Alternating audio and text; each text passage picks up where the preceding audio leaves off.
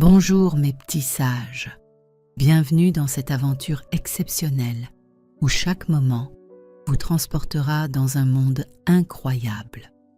Préparez-vous à découvrir une histoire pleine de surprises, d'émotions et de rebondissements. Installez-vous confortablement, laissez-vous emporter par cette magnifique narration et embarquez pour un voyage inoubliable. Un jour de plein hiver, une reine était assise à sa fenêtre encadrée de bois d'ébène et cousait. Tout en tirant l'aiguille, elle regardait voler les blancs flocons. Elle se piqua au doigt et 3 gouttes de sang tombèrent sur la neige. Ce rouge sur ce blanc faisait si bel effet qu'elle se dit « Si seulement j'avais un enfant aussi blanc que la neige, aussi rose que le sang, aussi noir que le bois de ma fenêtre. » Peu de temps après, une fille lui naquit. Elle était blanche comme neige, rose comme sang et ses cheveux étaient noirs comme de l'ébène. On l'appela Blanche-Neige. Mais la reine mourut en lui donnant le jour. Au bout d'une année, le roi épousa une autre femme. Elle était très belle, mais elle était fière et vaniteuse et ne pouvait souffrir que quelqu'un la surpassât en beauté. Elle possédait un miroir magique. Quand elle s'y regardait en disant « Miroir, miroir joli », qui est la plus belle au pays. Le miroir répondait « Madame la reine, vous êtes la plus belle au pays. » Et elle était contente. Elle savait que le miroir disait la vérité.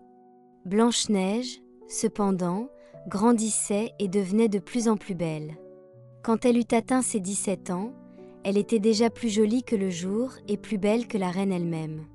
Un jour que celle-ci demandait au miroir « Miroir, miroir joli, qui est la plus belle au pays ?» Celui-ci répondit « Madame la reine, vous êtes la plus belle ici, mais Blanche-Neige est encore 1000 fois plus belle. » La reine en fut épouvantée. À partir de là, chaque fois qu'elle apercevait Blanche-Neige, son cœur se retournait dans sa poitrine tant elle éprouvait de haine à son égard. Elle en avait perdu le repos, le jour et la nuit. Elle fit venir un chasseur et lui dit « Emmène l'enfant dans la forêt. Je ne veux plus la voir. Tue-la et rapporte-moi pour preuve de sa mort ses poumons et son foie. » Le chasseur obéit et conduisit Blanche-Neige dans le bois. Mais quand il eut dégainé son poignard pour en percer le cœur innocent de la jeune fille, celle-ci se mit à pleurer et dit « Oh, cher chasseur, laisse-moi la vie. Je m'enfoncerai au plus profond de la forêt et ne rentrerai jamais à la maison. » Le chasseur eut pitié d'elle et dit « Sauve-toi, pauvre enfant. » Mais il songeait « Les bêtes de la forêt auront au fait de te dévorer. » Un marcassin passait justement. Le chasseur le tua de son poignard, prit ses poumons et son foie et les apporta à la reine comme preuve de la mort de Blanche-Neige. Le cuisinier reçut ordre de les apprêter et la méchante femme les mangea, s'imaginant qu'ils avaient appartenu à Blanche-Neige.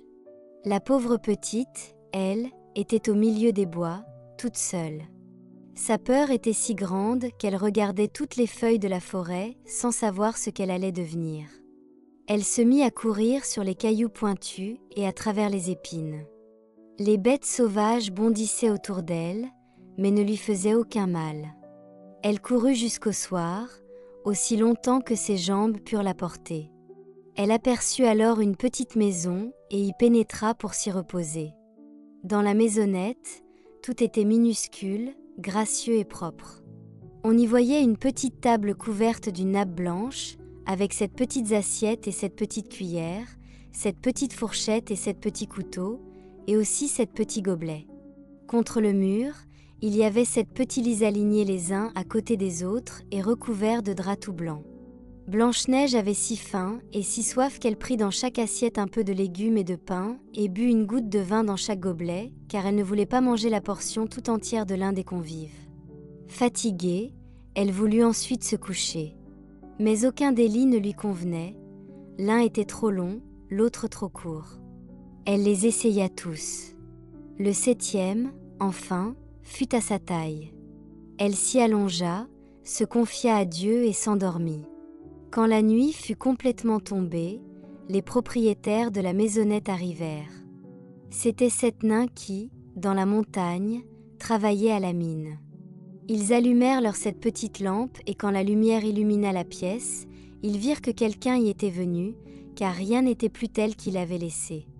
Le premier dit, « Qui s'est assis sur ma petite chaise ?» Le deuxième, « Qui a mangé dans ma petite assiette ?» Le troisième, « Qui a pris de mon pain ?» Le quatrième, « Qui a mangé de mes légumes ?» Le cinquième, « Qui s'est servi de ma fourchette ?» Le sixième, « Qui a coupé avec mon couteau ?» Le septième, « Qui a bu dans mon gobelet ?» Le premier, en se retournant, vit que son lit avait été dérangé. « Qui a touché à mon lit ?» dit-il. Les autres s'approchèrent en courant et chacun s'écria, « Dans le mien aussi quelqu'un s'est couché. » Mais le septième, quand il regarda son lit, y vit Blanche-Neige endormie. Il appela les autres, qui vinrent bien vite et poussèrent des cris étonnés. Ils prirent leur cette petite lampe et éclairèrent le visage de Blanche-Neige. « Seigneur Dieu, Seigneur Dieu !» s'écrièrent-ils, « que cet enfant est joli. » Ils en eurent tant de joie qu'ils ne l'éveillèrent pas et la laissèrent dormir dans le petit lit. Le septième des nains coucha avec ses compagnons, 1 heure avec chacun, et la nuit passa ainsi. Au matin, Blanche-Neige s'éveilla. Quand elle vit les 7 nains, elle s'effraya. Mais il la regardait avec amitié et posait déjà des questions. « Comment t'appelles-tu » ? « Je m'appelle Blanche-Neige, répondit-elle point. « Comment es-tu venue jusqu'à nous » Elle leur raconta que sa belle-mère avait voulu la faire tuer, mais que le chasseur lui avait laissé la vie sauve et qu'elle avait ensuite couru tout le jour jusqu'à ce qu'elle trouvât cette petite maison. Les nains lui dirent « Si tu veux t'occuper de notre ménage, faire à manger, faire les lits, laver, coudre et tricoter, si tu tiens tout en ordre et en propreté, tu pourras rester avec nous et tu ne manqueras de rien. » « D'accord, d'accord de tout mon cœur, » dit Blanche-Neige. Et elle resta auprès d'eux. Elle s'occupa de la maison. Le matin, les nains partaient pour la montagne où ils arrachaient le fer et l'or. Le soir, ils s'en revenaient et il fallait que leur repas fût prêt. Toute la journée, la jeune fille restait seule. Les bons petits nains l'avaient mise en garde, « Méfie-toi de ta belle-mère. Elle saura bientôt que tu es ici, ne laisse entrer personne. » La reine, cependant, après avoir mangé les poumons et le foie de Blanche-Neige, s'imaginait qu'elle était redevenue la plus belle de toutes. Elle se mit devant son miroir et demanda « Miroir, miroir joli, qui est la plus belle au pays ?» Le miroir répondit « Madame la reine, vous êtes la plus belle ici. Mais, par-delà les monts d'airain, auprès des gentils petits nains, Blanche-Neige est 1000 fois plus belle. » La reine en fut bouleversée. Elle savait que le miroir ne pouvait mentir. Elle comprit que le chasseur l'avait trompée et que Blanche-Neige était toujours en vie. Elle se creusa la tête pour trouver un nouveau moyen de la tuer, car aussi longtemps qu'elle ne serait pas la plus belle au pays, elle savait que la jalousie ne lui laisserait aucun repos. Ayant finalement découvert un stratagème, elle se farda le visage et s'habilla comme une vieille marchande ambulante. Elle était méconnaissable. Ainsi déguisée, elle franchit les 7 montagnes derrière lesquelles vivaient les 7 nains. Elle frappa à la porte et dit « J'ai du beau, du bon à vendre, à vendre. » Blanche-Neige regarda par la fenêtre et dit « Bonjour, chère madame, qu'avez-vous à vendre ?»« De la belle, de la bonne marchandise, » répondit-elle, « des corselets de toutes les couleurs. » Elle lui en montra un tressé de soie multicolore. « Je peux bien laisser entrer cette honnête femme. » se dit Blanche-Neige. Elle déverrouilla la porte et acheta le joli corselet. « Enfant, dit la vieille, comme tu t'y prends. Viens, je vais te l'ajuster comme il faut. » Blanche-Neige était sans méfiance. Elle se laissa passer le nouveau corselet. Mais la vieille serra rapidement et si fort que la jeune fille perdit le souffle et tomba comme morte. « Et maintenant, tu as fini d'être la plus belle, » dit la vieille en s'enfuyant. Le soir, peu de temps après, les 7 nains rentrèrent à la maison. Quel effroi fut le leur lorsqu'ils virent leur chère Blanche-Neige étendue sur le sol, immobile et sans vie. Ils la soulevèrent et virent que son corselet la serrait trop. Ils en coupèrent vite le cordonnet. La jeune fille commença à respirer doucement et, peu à peu, elle revint à elle. Quand les nains apprirent ce qui s'était passé, ils dirent « La vieille marchande n'était autre que cette mécréante de reine.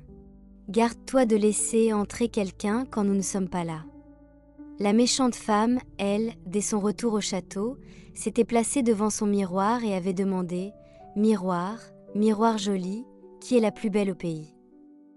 Une nouvelle fois, le miroir avait répondu « Madame la reine, vous êtes la plus belle ici. » Mais, par-delà les monts d'airain, auprès des gentils petits nains, Blanche-Neige est 1000 fois plus belle. Quand la reine entendit ces mots, elle en fut si bouleversée qu'elle sentit son cœur étouffé. Elle comprit que Blanche-Neige avait recouvré la vie. « Eh bien, dit-elle, je vais trouver quelque moyen qui te fera disparaître à tout jamais. » Par un tour de sorcellerie qu'elle connaissait, elle empoisonna un peigne. Elle se déguisa à nouveau et prit l'aspect d'une autre vieille femme. Elle franchit ainsi les 7 montagnes en direction de la maison des 7 nains, frappa à la porte et cria « Bonne marchandise à vendre !» Blanche-Neige regarda par la fenêtre et dit « Passez votre chemin. Je n'ai le droit d'ouvrir à quiconque. » « Mais tu peux bien regarder, » dit la vieille en lui montrant le peigne empoisonné. « Je vais te peigner joliment. » La pauvre Blanche-Neige ne se douta de rien et laissa faire la vieille. À peine le peigne eut-il touché ses cheveux que le poison agit et que la jeune fille tomba sans connaissance. « Et voilà, » dit la méchante femme, « c'en est fait de toi, prodige de beauté. » Et elle s'en alla. Par bonheur, le soir arriva vite et les 7 nains rentrèrent à la maison. Quand ils virent Blanche-Neige étendue comme morte sur le sol, ils songèrent aussitôt à la marâtre, cherchèrent et trouvèrent le peigne empoisonné. Dès qu'ils l'eurent retiré de ses cheveux, Blanche-Neige revint à elle et elle leur raconta ce qui s'était passé. Ils lui demandèrent une fois de plus d'être sur ses gardes et de n'ouvrir à personne. Rentrée chez elle, la reine s'était placée devant son miroir et avait demandé « Miroir, miroir joli, qui est la plus belle au pays ?» Comme la fois précédente, le miroir répondit « Madame la reine, vous êtes la plus belle ici. » Mais, par-delà les monts d'airain, auprès des gentils petits nains, Blanche-Neige est 1000 fois plus belle. Quand la reine entendit cela, elle se mit à trembler de colère. « Il faut que Blanche-Neige meure !» s'écria-t-elle, « dussé-je en périr moi-même ?» Elle se rendit dans une chambre sombre et isolée où personne n'allait jamais et y prépara une pomme empoisonnée. Extérieurement, elle semblait belle, blanche et rouge, si bien qu'elle faisait envie à quiconque la voyait, mais il suffisait d'en manger un tout petit morceau pour mourir. Quand tout fut prêt, la reine se farda le visage et se déguisa en paysanne.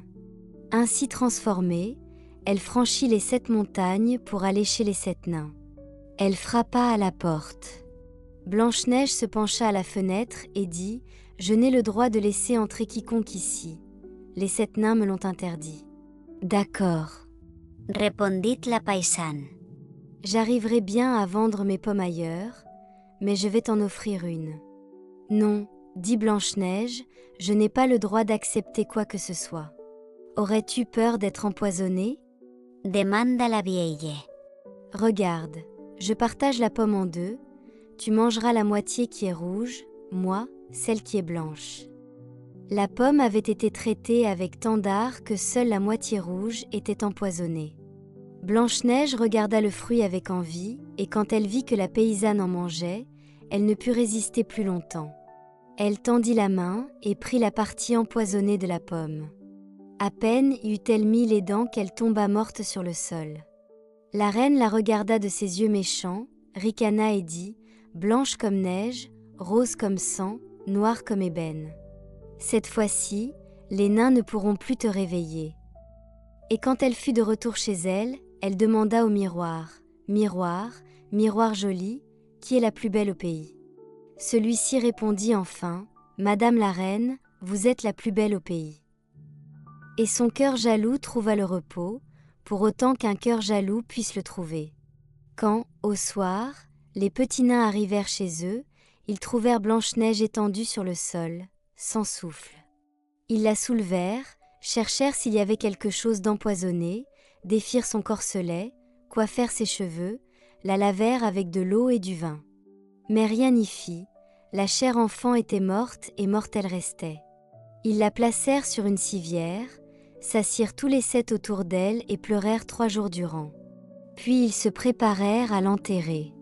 Mais elle était restée fraîche comme un être vivant, et ses jolies joues étaient roses comme auparavant.